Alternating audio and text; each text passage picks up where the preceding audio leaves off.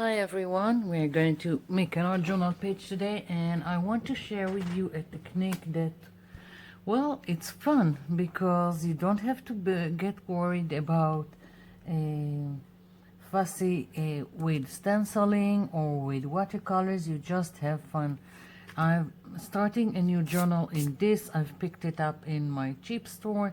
It's supposed to be for sketches, but I think it will work quite good for me. Each page is 110 grams and there are 80 pages here, so I figured I will just glue two pages, each two pages, so I will have a nice substrate to work on. I'm going to save this and probably use it in some art journal page. So starting, I've already adhered 2 pages, so now it's quite thick and nice, and I've already gessoed my page. Now, gessoing your page is when you want to play with your paint on it. Otherwise, your paint will get very fast into the paper. You can't move it, you can't play with it. It's a nice, it's a great primer gesso. So my page is gessoed, and the techniques is just picking out a stencil that you want in the background, like this one, and taking gesso, and let's pick some a brush, and you don't need to fussy about it. The only thing you are going to do is just taking gesso on your brush and start going like this wherever you want, and this will give you interest and texture in the back. I will show you in a minute how it looks on a page that I've already done. Now here I think I won't do the whole page, just part here and I think part here. We'll see.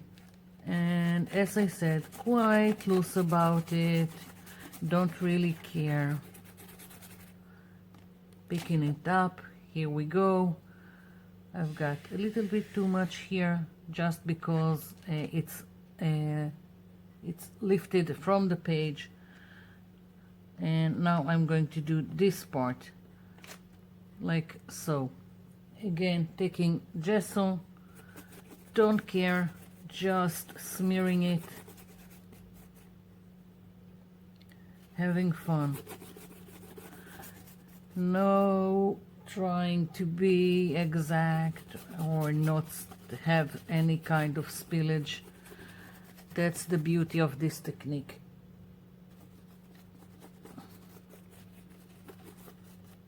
Okay, so I've got me a texture in the back, quite interesting, and I'm going to take this and wipe it off quite quickly. I don't want it to set.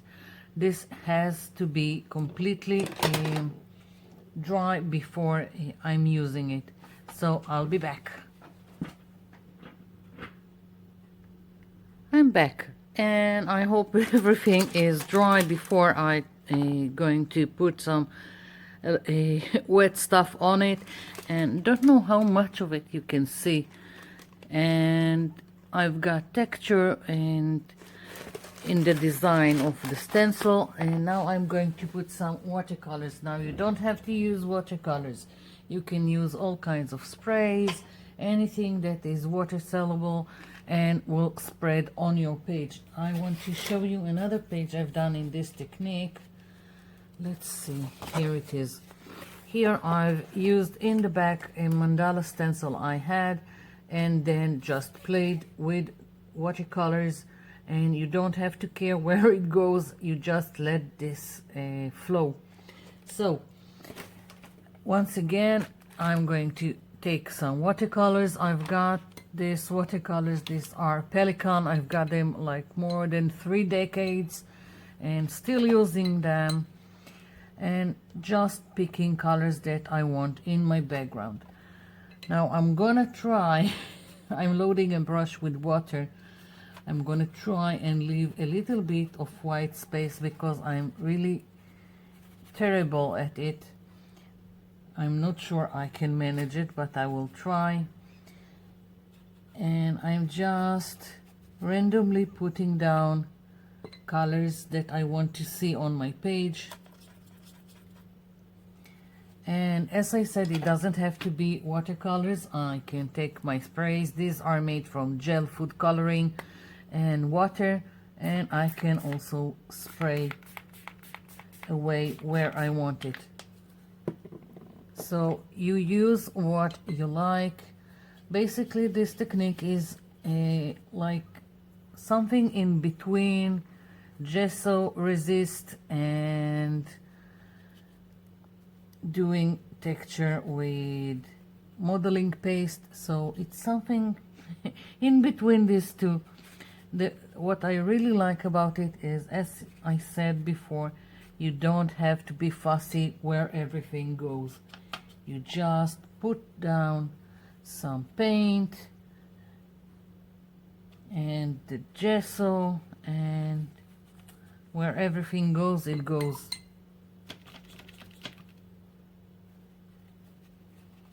So I'm just alternating between colors, having fun with it, letting them mix. Although this carmine and green are a recipe for mud, but good enough for me. I am just playing. And I can go over and I can switch to one of my sprays. As I said, just having fun. Now you can also add water and then everything will spread even more.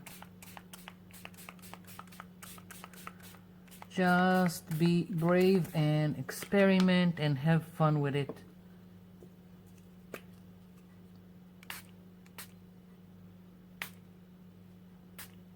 Here we go. And basically I think I'm going to leave it like this and let everything soak in until it's dry. Now at the other page I showed you, I've used the heat tool and had fun moving the paint around here because I've got the red and the hints of green in some places. I don't really want to do it because I don't want my page to create mud color. Here I had colors that go together, so it wasn't it was great when they mixed together, and I didn't have the problem of being afraid that it will create mud. Now I can, if I have too much, I can also remove it with the same brush. I've just cleaned it with water, and I can go and do something like this and move a little bit of what I have, and I can also take a baby wipe and soak some of the puddles, or a paper towel. It really is up to you. You can play with it as much as you want. You don't like the puddle, soak it a little bit. You want the puddle and let it be, so be it. So I'm leaving it to just dry by itself, and I'll be back.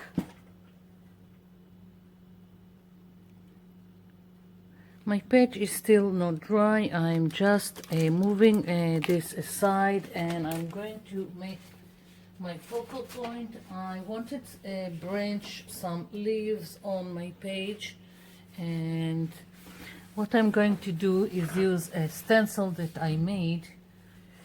I don't know how much you can see of it. This is it, and instead of stencil it on my page, I'm going to cut it from this scrapbook paper. What I'm going to do is take some fine fine liner, and let's see, I just need it to be permanent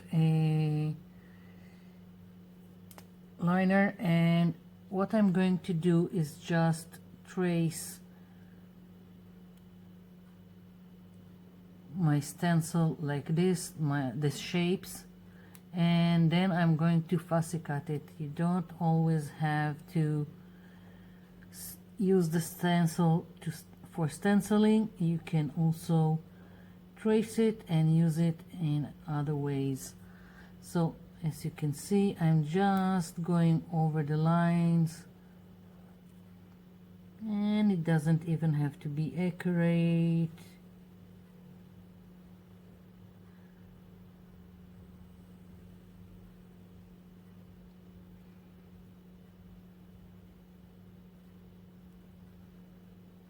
Here we go. So I've got some work to do here, tracing and then fussy cutting the shape out of the scrapbook paper, and basically that's going to be my focal point. At least I hope so. Until I'm putting it on the page, I can't know if it will work or not.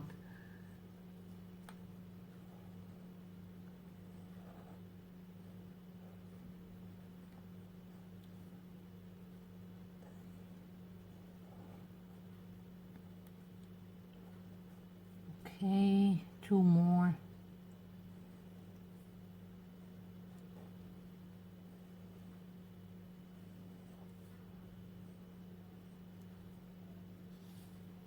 Let's see. Yeah, I've got the shape. Now, fussy cutting. I usually use a nail scissor or cuticle scissors, whatever you call them. It's easier. They are more dainty, they are thinner, and they have a curve that I use to my advantage, and I flip it over when the curve changes, so it's easier to cut all kinds of round shapes. That's what I usually use to cut also my stencils. After I'm putting them on the acetate, I will use an X-Acto knife only to make an incision, and then I go in with this scissors. So I'm going to go around and cut it out, and I'll be back. Okay, so I finished fussy cutting it, and now I want to add details to this. I've got here a Memento Olive Grove stamp pad, and I'm going to first go with a makeup sponge all around and just darken the edges like so. And I'm more doing it around the leaves than here. It would be a little bit difficult, but I can, if I am really wanting to go into some smaller spaces without damaging my focal image, then you can always use this kind of sponge that is used for eyeshadow, and doing like this and going in where you want. And now you are not at risk of damaging your image.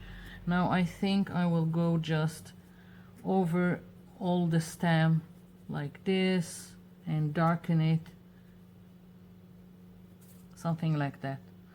Now, not only am I going to go around the shape, I want details inside my leaves, although there is the design from the scrapbook paper, but it's really subtle, and I want a little bit more details. Now it can be anything. I even thought about using some text stamp, but decided to go with this, and because it's skeleton leaves, and I figured why not.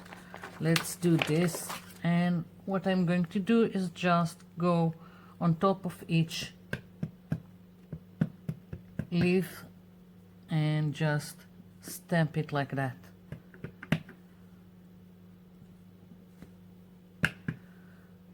And once again, I'm not trying to be accurate or anything, I'm just adding details. And it didn't stamp so well here, but I don't care. Just having fun.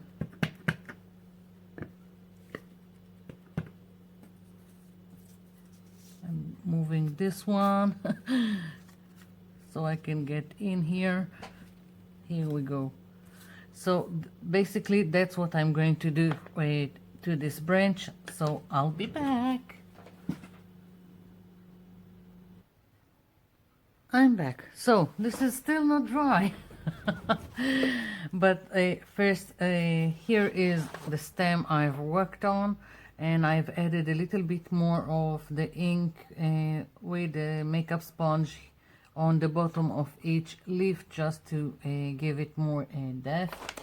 And now, because I lost my patience, I'm going to use my heat tool. Now I will try and be gentle about it, but just so you will see what happens when you use a heat tool.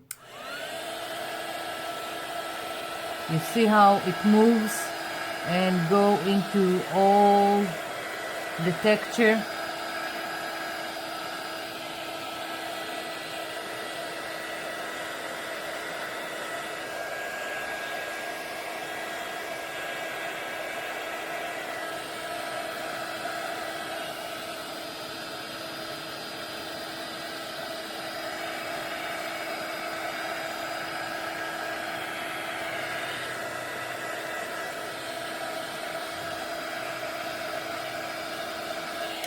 Now, a lot of times when this dries completely, the colors are not as vibrant. You can always go on top of it and add more until you are satisfied with what you have.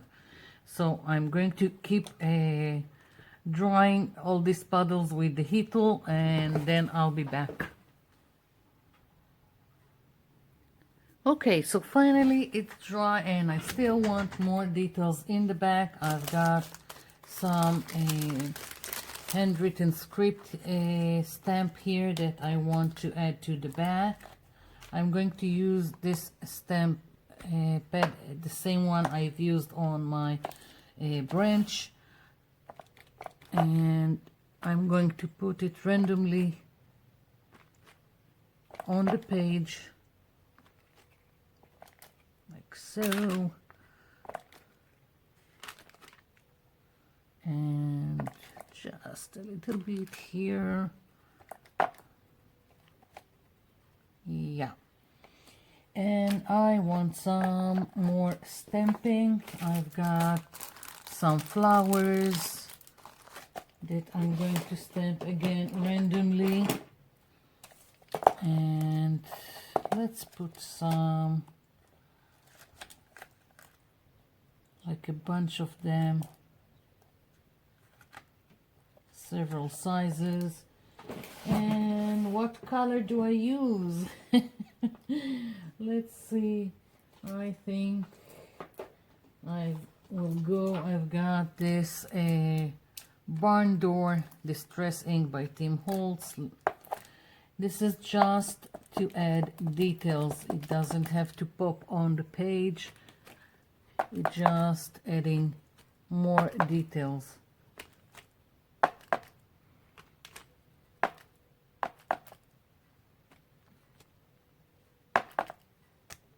Yeah, I like it.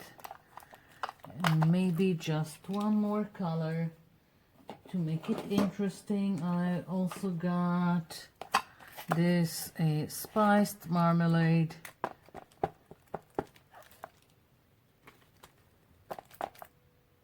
It doesn't need to overwhelm your page, it's just adding details.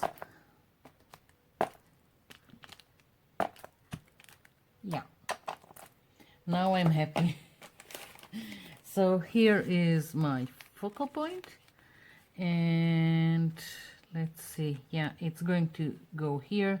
So I'm just going to put some glue in the back, and then I'll come back. Gluing is boring. I'll be back.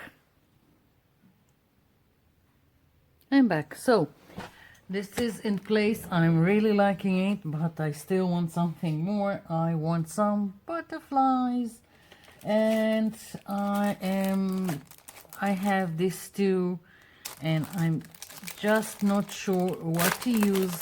I'm not so great with pink, but maybe this will work here, or I will use this. Not sure what will be more what will go better on this. So let's see. This disappears on my branch. This is a little bit better. Maybe bigger ones. Let's see.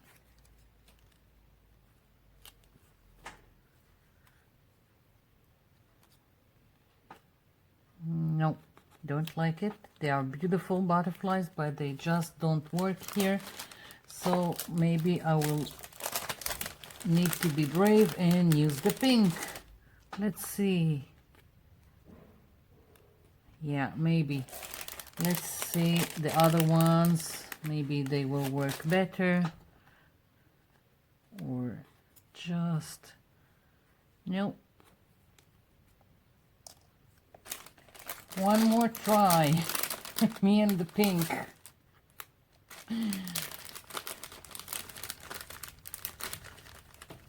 Don't know why I bought it. I know I have a problem with pink. No. You're probably shouting at me to pick some of them. That's it. I'm going with these ones. That's it. Yeah, like so. Just some glue in the back, and I'm calling it a day. I'm really liking what's going on here.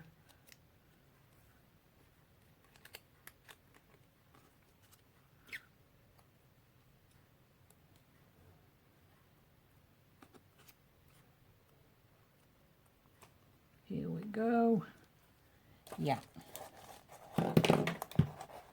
So as you can see, it's a really simple technique for the background, and by changing the colors you just get something else altogether each time.